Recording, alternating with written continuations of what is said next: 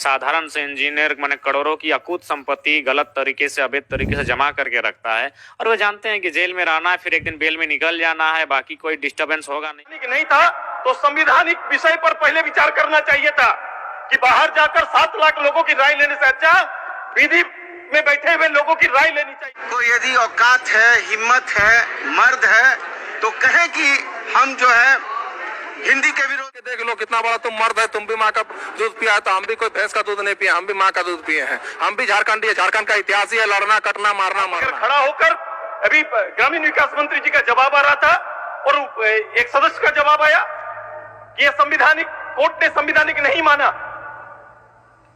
तो फिर इतनी बड़ी ड्राइव करने की क्या आवश्यकता थी? जब संविधानिक नहीं था तो संविधानिक विषय पर पहले विचार करना चाहिए था कि बाहर जाकर 7 लाख लोगों की राय लेने से अच्छा विधि में बैठे हुए लोगों की राय लेनी चाहिए थी आपको। आपने उनका राय उचित नहीं समझा, पॉलिटिक्स को ज्यादा समझा है, आपने राजनीति करना उचित समझा और चले गए इन लोगों की भावना से खेलने के लिए और ये ट्विटर गेम कर दिया आपने। ये ट्विटर गेम नहीं है, ये लोग समझते हैं और नहीं समझते हैं तो समझाने का काम करना पड़ेगा।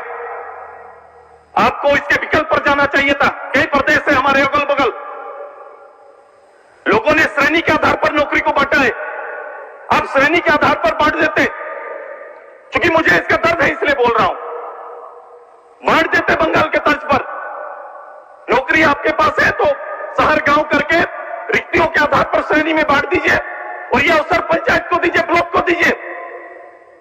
एक बड़ा अवसर लोकल जिसको आप देना चाहते हैं हो सकता है, विकल्प में जाकर आप पॉलिटिक्स गेम करने लग गए। ये करना पड़ेगा, आपको आना पड़ेगा, इस राज्य के हित में पहल करना पड़ेगा और आज अगर आप कोशिश भी करेंगे तो मात्र 20 महीना का समय बचा हुआ है आपको।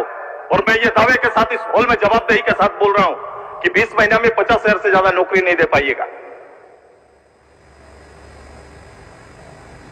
आप 25,000 लोगों को नौकरी या सृजन करने का दोनों करते, सरकारी नौकरी 3-3.5 लाख, तो नौकरी सृजन करने का आधार क्या है?